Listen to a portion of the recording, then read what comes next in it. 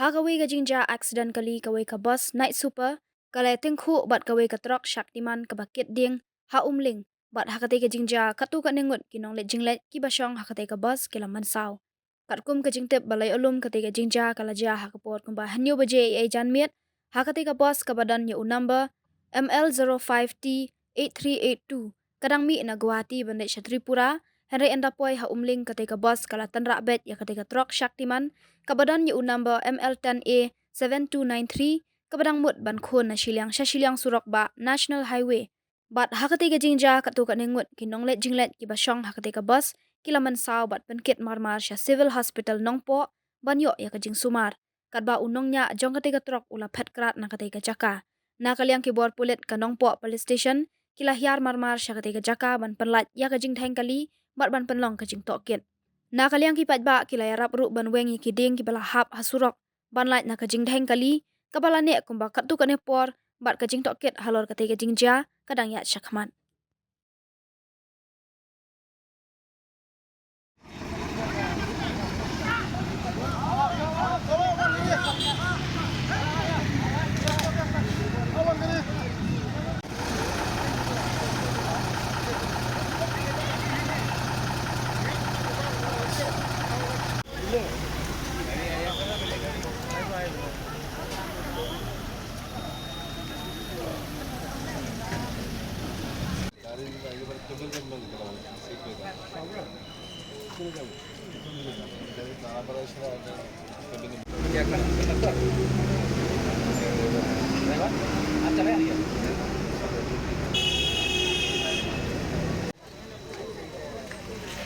Alam itu galak itu.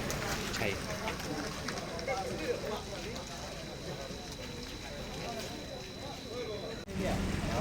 मालूम नहीं घूमते घूमते नहीं मिलता है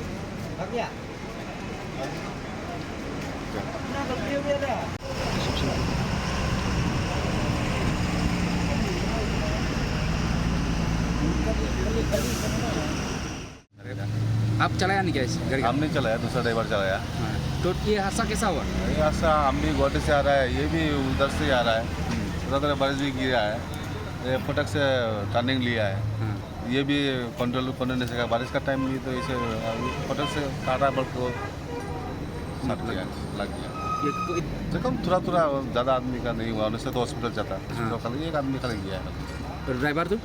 ड्राइवर भी ठीक है, आप कहाँ से आए? त्रिपुरा जाएगा मुझे।